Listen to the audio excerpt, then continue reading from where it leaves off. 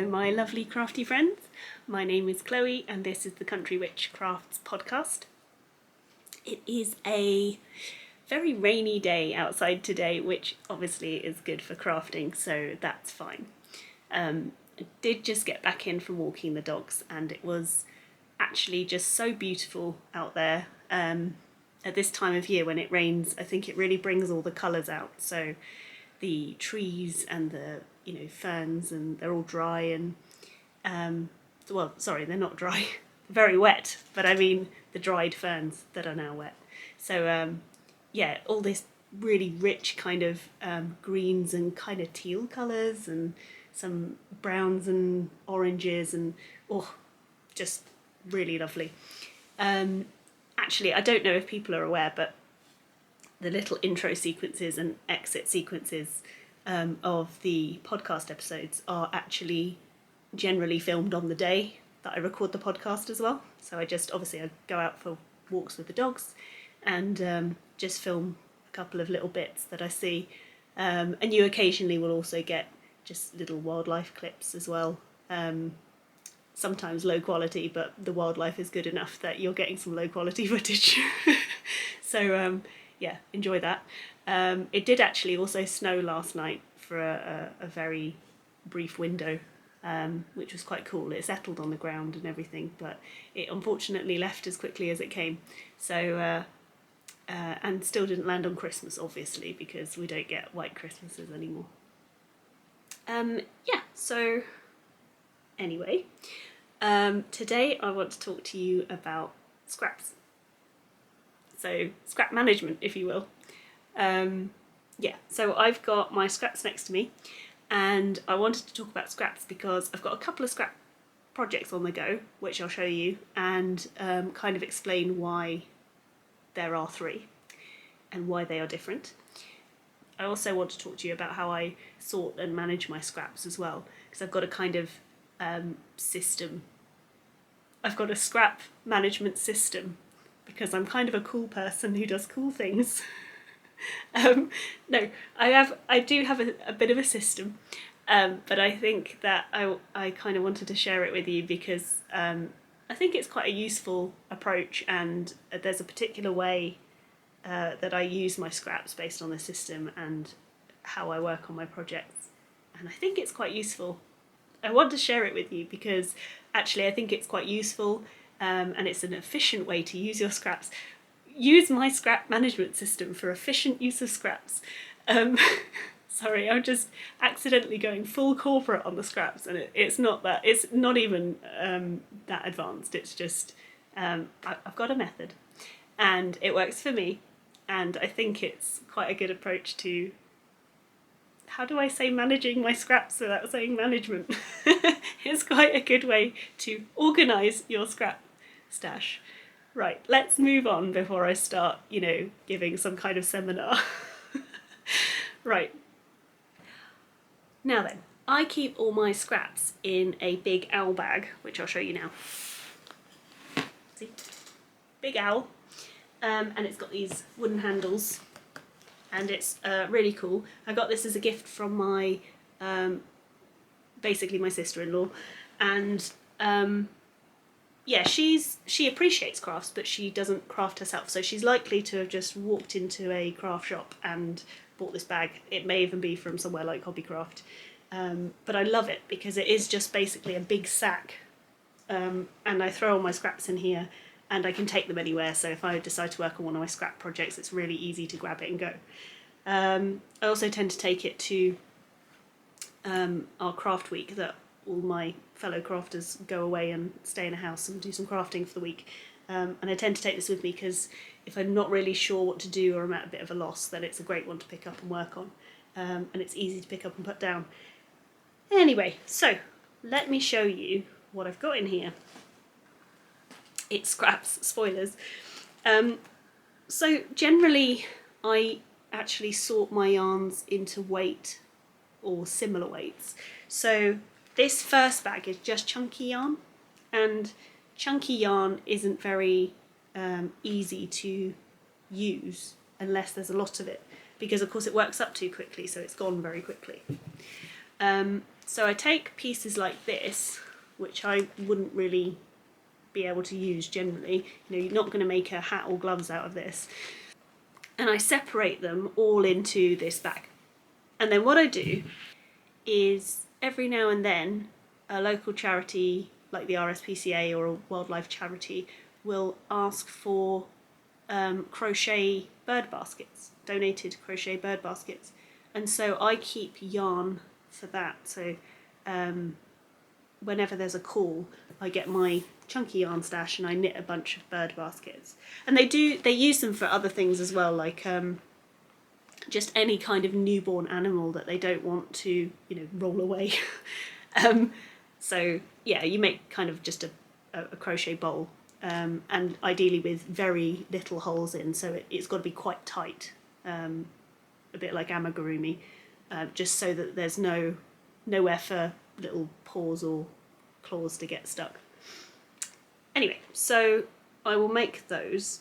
I also think it's quite good for them to have quite a lot of them, you know, more than you think they would use, because, you know, if one gets disgusting, then they can just throw it away. So scrap yarn is really good for that anyway. So that's what I tend to keep my chunky yarn for. Right, now, an integral part of the scrap management system, the SMS, if you will. Oh no, that doesn't work because that's very much taken. Anyway, forget the acronym. I'll think of something else. But the important part is this. So this is actually a palm-sized scale by Sebson, in this case. Pretty cheap. I think it cost me somewhere between £12 and £20, and I can't remember which end, but you know, very affordable.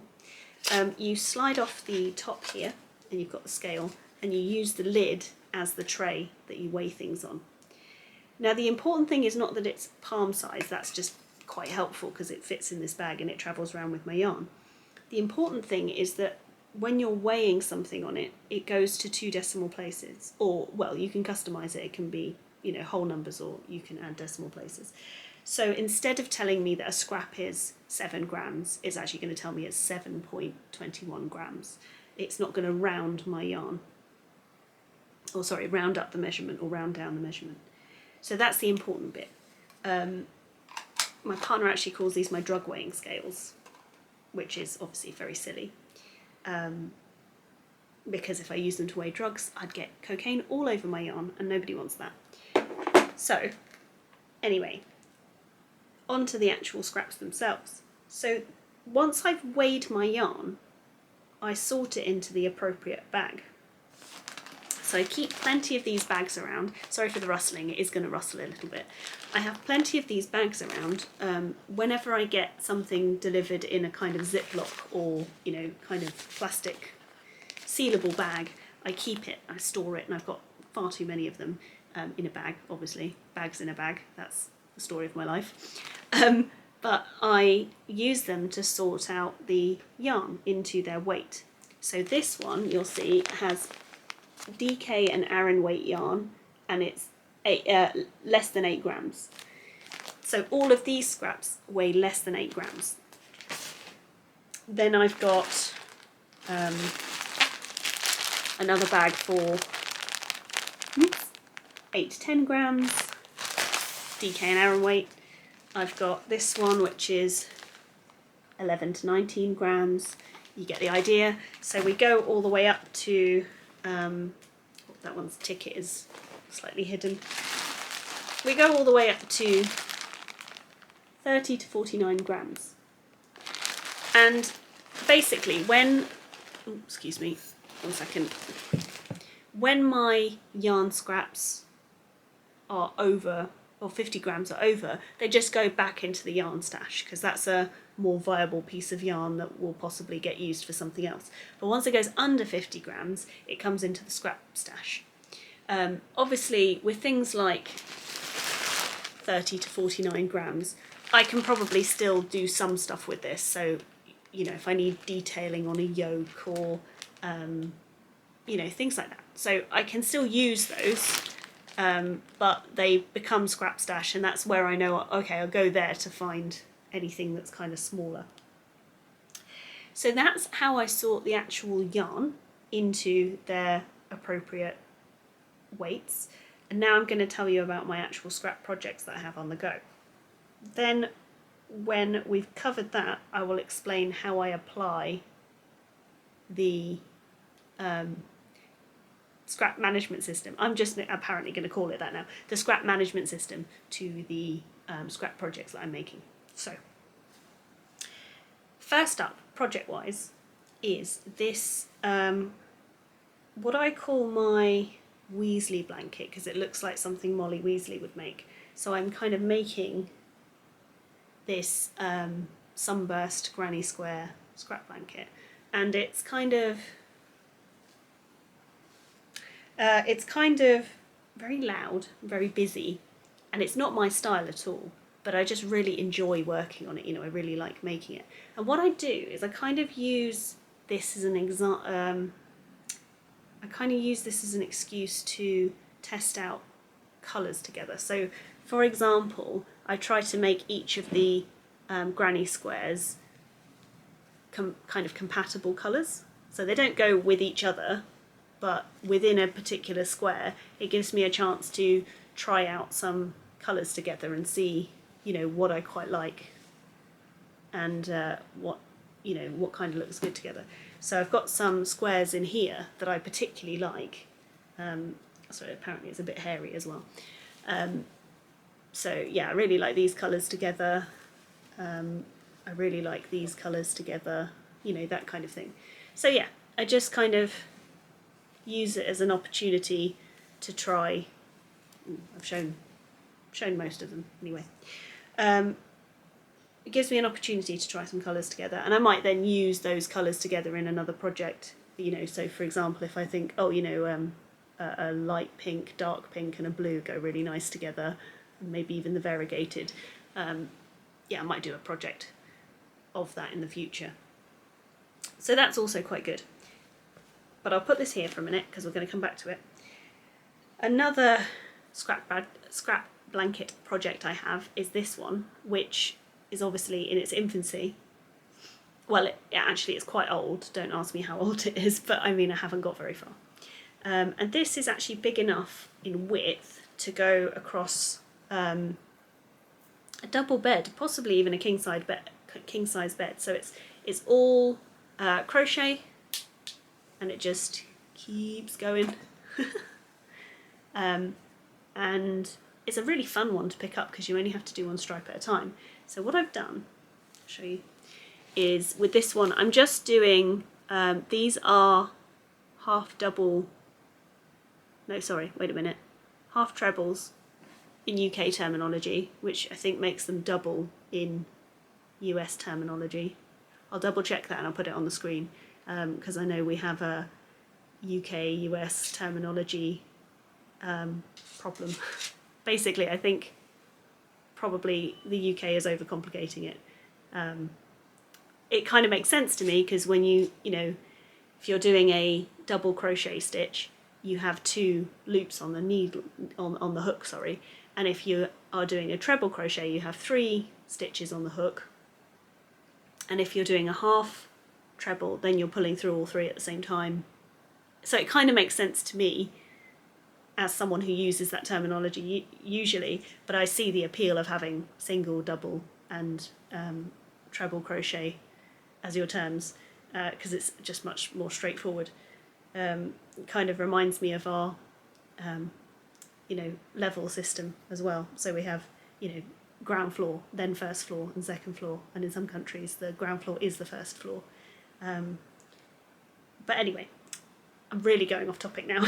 So anyway, so we've got this blanket, which is just one at a time, one row at a time. I don't know what a is. Sorry, I had to go off and get some lighting because it got so dark in here all of a sudden, and I thought you might not be able to see properly. So it is absolutely hammering it down outside now. So I'm glad I'm not still walking the dogs. Anyway, so my third scrap project is actually another blanket, and but it's actually quite different from the other two scrap blankets, because with these two you're only using scraps to make them, whereas online there are so many beautiful scrap blankets where people have used a base colour, like usually a neutral, to kind of tie the whole thing together, and they do tend to, in my opinion, look much better.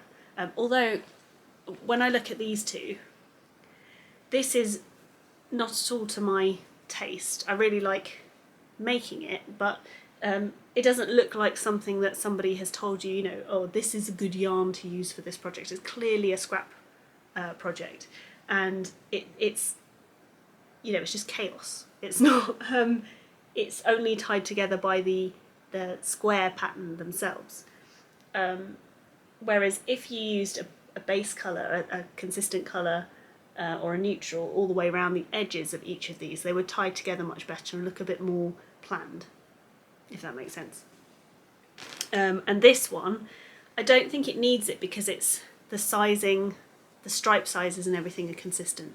So whilst it will still look very loud and colourful, I think this one looks more like, well, organised chaos. Whereas this one is just chaotic. This one looks kind of a bit more organised. I think it's because each colour only touches another two colours, whereas in this one, no, well, that's not quite true, but it kind of only matters what's either side of a colour in here to see whether it goes. Whereas this one, I think, has the potential to clash a lot more. It makes sense in my head. Hopefully that kind of makes sense to you as well. Anyway, going back to the third project. So in my case, I am using one neutral colour, and it's white, because I often find that I have white in, you know, my stash somewhere. But when you're making a scrap blanket with this kind of base colour or neutral, it means usually you've had to buy that in or take it from somewhere else in your stash, because you normally would need to use quite a lot of it on a scrap blanket. Anyway, the blanket that I've chosen to make out of my scraps and a neutral is called the Saga blanket, and it's a mosaic crochet blanket by, I think it's Tinna Thórudóttir, but I'll put it on the ticker anyway. So that kind of, it's this beautiful mosaic crochet kind of tile style blanket, and so what I'm doing is I'm using scrap colours for the obviously not white part. So if I show you another one, there's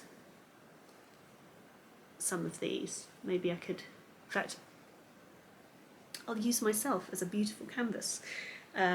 So I'm gonna try and just kind of cue these up like this and show you. I feel less like a beautiful canvas and more like a fuzzy felt board. So I don't know if everyone else knows fuzzy felts, but they used to be like a felt board that you stick felt animals to, if you've got children or something. My brothers used to have them, so we used to play fuzzy felts. Anyway, yeah, so here's my fuzzy felt canvas of the Saga blanket. And I as I said, I'm kind of using scrap colour as the centre and then white around the edges, and it's got this beautiful kind of tiled effect, where it kind of makes me think of Persian tiles or something, and I think it looks really lovely, and I really enjoy making them as well. That's true of all three projects. They're all actually quite nice to pick up and make a square of or a stripe of. Although I must say I don't actually work on the Saga blanket nearly as much as the other two. But that's because with the other two I don't have to look up the pattern, but the Saga blanket, whenever I come back to it, I have to remind myself how to do it. The other thing about mosaic crochet that I found so far is that it doesn't work up as quickly, so it feels a little bit for every row that you're doing for every 2 rows, sorry, that you're doing 1 or 1.5 rows. So yeah, they don't grow as quickly, but they do look really nice. So those are my 3 scrap projects that I have on the go at the moment. And now I'm gonna try and explain how I then apply the weighing system part, the scrap management system that I am going to stop calling it, maybe. I don't know, maybe I won't. Maybe I'll patent it. No, okay, stop that. So what I do is when I start a new project, a scrap project in particular, when I start a new scrap project, I will take the first piece and I will weigh each step. So for example, I do the centre of one of these squares and I weigh it, and that's, let's say, 2 grams. Then I add the next row and I weigh that, and it's, you know, another 1 gram. And then I weigh the next one, which is another 2 grams, and the next one, which might be 3 grams, and I write those down. And then I know that for every square in here, I need X amount of each of these yarns. So for example, I know that each one of these pieces can be made out of a scrap from this bag. So this is the 8 grams and under bag. No, sorry, under 8 grams bag. So for each square in here, I could only use scraps from this bag. Now I can obviously use scraps from heavier weight balls in here, in these bags, but it's more efficient to use them from out of here because then I'm using them up on something that takes very little yarn. So that's step 1, or project 1, and how I kind of pick colours. I also will sometimes dip into one of the other bags when, you know, if I'm putting together colours and I think, oh, I think I want a, you know, green, and I don't have any green in this bag. So that's this one. And then for this one, I basically, because the first row is a foundation chain, I have to do a foundation chain, then the first row itself, weigh that, and then do the second row, weigh that, the whole thing now, and then subtract the first colour, because of course I don't want to weigh the foundation chain. So in case that didn't make sense, what that means is, for example, I would do the yellow foundation chain, then I would do the actual yellow stripe, weigh that, and let's say that was 10 grams. Then I add the next colour, the purple, and weigh it again, and if that now weighs 17 grams, I subtract the 10 from the first row, and I'm left with 7 grams. So each row on here costs me 7 grams of yarn. And then, so that means that I can make a stripe out of anything in this bag. Even though I said 7, I then tend to round up myself to the next gram up. So if it's 7, you know, if a 7 gram scrap will add a row to this, then I use an 8 gram scrap just to be safe. That way I don't get nearly to the end of the row and then find out I've run out of yarn, which would be annoying. And the other reason I do that is because I'm using DK and Aran weight, so obviously Aran weight will go slightly less far than DK for the same weight. The other thing actually about these stitches, so I used UK term half trebles, which give you this kind of little leg. They're like little cross shapes, I suppose, or little T shapes.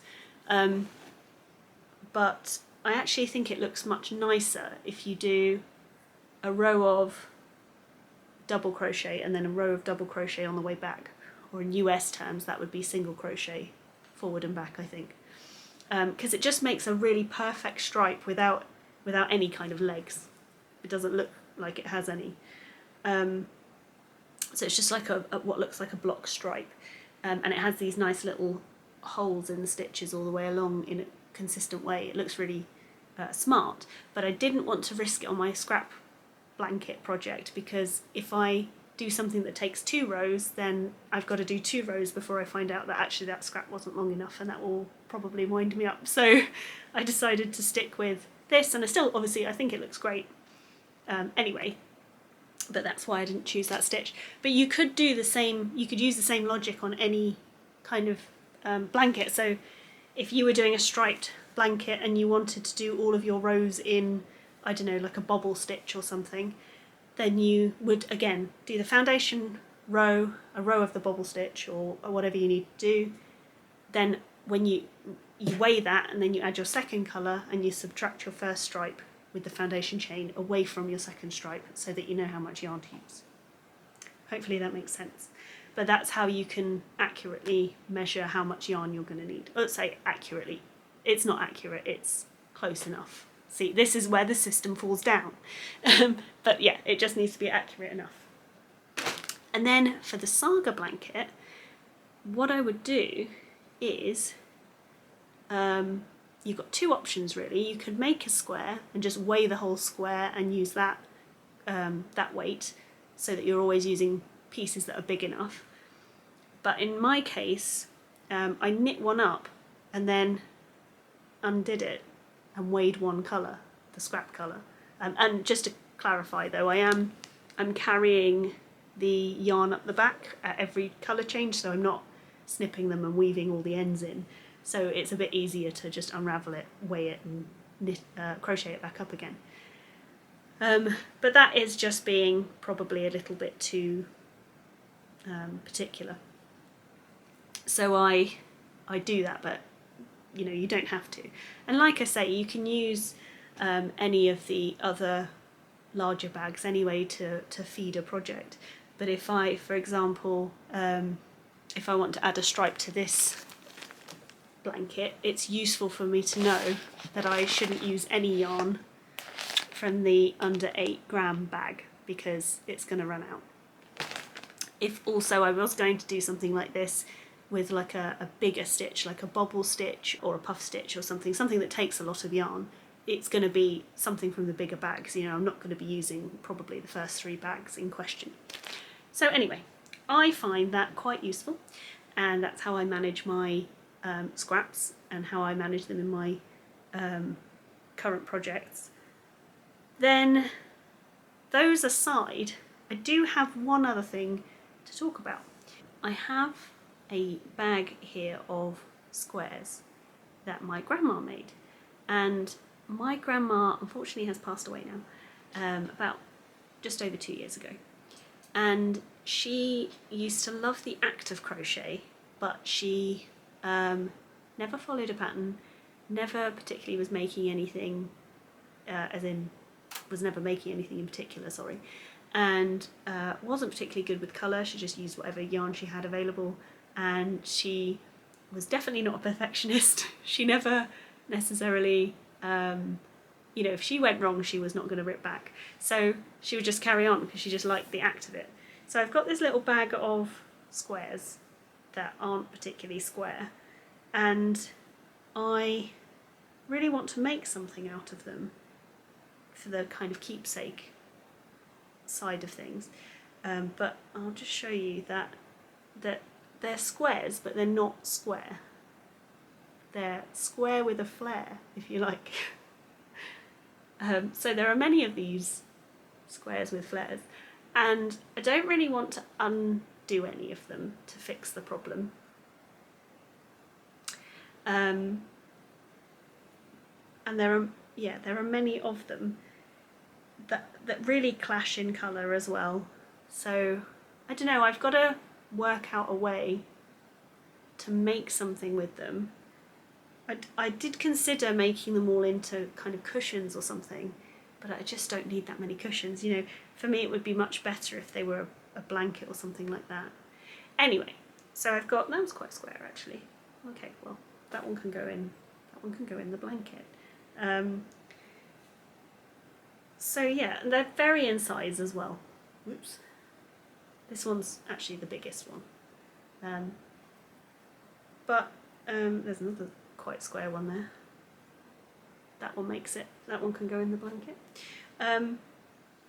There's also quite a lot of this horrible kind of orange colour.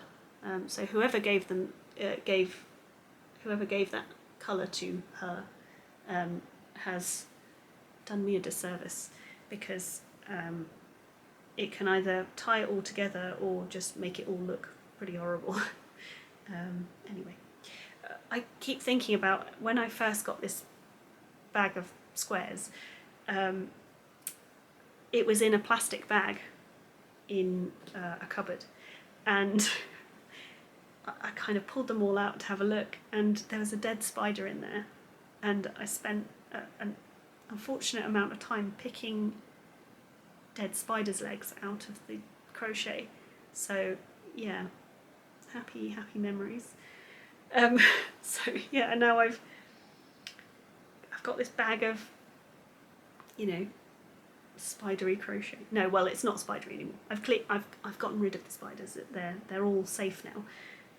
But yeah, I keep thinking about it when I put my hand into this bag of crochet. I keep thinking about these spidery legs sticking out of the crochet. Anyway, yeah, fond, happy memories. So anyway, I digress.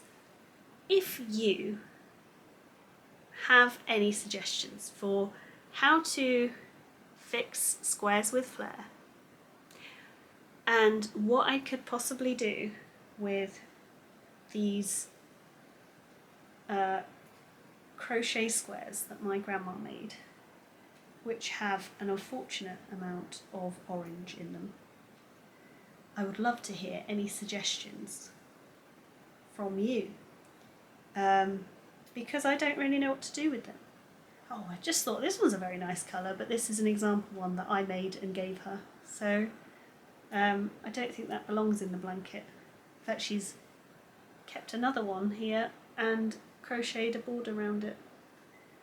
Yeah, okay, so these two are actually mine as examples, but they've ended up in the bag. She obviously kept them, which is quite cute, isn't it? She's cute. Probably kept them for reference, but didn't obviously scrutinise them too carefully because there's many more of those. Yeah, do you know, the other thing is the fact that they're all misshapen is kind of part of it, really, because my grandma once made me a hat, and this hat is a beanie, and it's supposed to have a rolled up brim, and it's too short to roll the brim up, but it's kind of too long to have the brim down. But I kind of wear it as a baggy beanie, so I do roll it. I keep the brim rolled down and then just kind of push it down at the bottom so it's a bit saggy. And I love it because, not only because she made it, but also because when it was knitted flat, and when she sewed it up and seamed it, the brim on either side is sewn like this. You know, it's staggered quite significantly. So there's a big step where the brim was supposed to meet. And I don't even really know how she's done it, because it does meet at the bottom, actually. But the brim at the top, it's like this. So it's just quite a classic my grandma make. And I love it all the more because it just reminds me of her. And I'm kind of, to be honest, I'm a little bit reluctant to wear it these days because I don't want to lose it or something, because I won't get another one, you know. But obviously hats are made to be worn, so I do still wear it. But nowadays I'm not wearing it recklessly. I have to be quite careful not to lose it. Anyway, so yeah, the wonkiness of the squares is quite important in a way. So maybe I'll just attach them together and just have this really lumpy, horrible looking blanket. But it will be nice because, you know, it's made up of spider leg crochet squares that my grandma made. Yeah, I would quite like to do something, but I'm not sure what to, so if anyone's got any ideas, I'd love to hear them. So yeah, that is all of my scrap blanket projects and how I manage my scraps, and I hope you found that useful. I love looking at scrap blanket projects online, and I have many more I would still like to do. But I'm trying to focus on the 3 I already have first, and maybe one day I will finish one, and then maybe once I rotate one out I will start another. But until then I'm just going to look at them online and tease myself. But if you have a scrap blanket on the go, I'd love to hear about it. If you can, link me to them. Or if there's a scrap blanket project you really want to have a go at as well, I'm definitely very interested. Yeah, I kind of just love this way that we've all decided to reuse basically our waste yarn. You know, it's quite resourceful.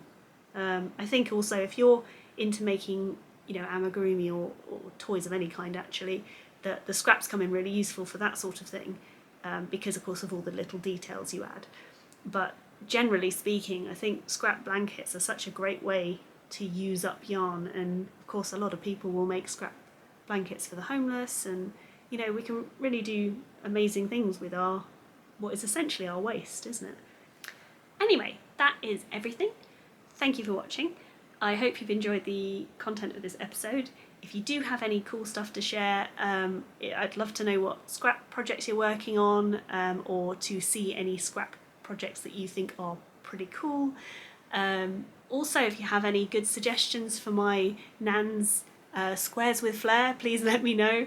And also, if you do end up using the kind of weighing your scraps and using them in the same way, I'd love to hear about that too, because I will be sending you the bill for using my new patented scrap management system. No, I jest. I of course will not be charging anybody. I would just love to know that there's someone out there as particular as me and fussy about how they use their yarn stash. So yeah, let me know what you think, and yeah, I'd love to hear from you. Okay, so I'll put my Ravelry and Instagram username below as usual, and yeah, look forward to hearing from you. All right, thank you very much. Bye.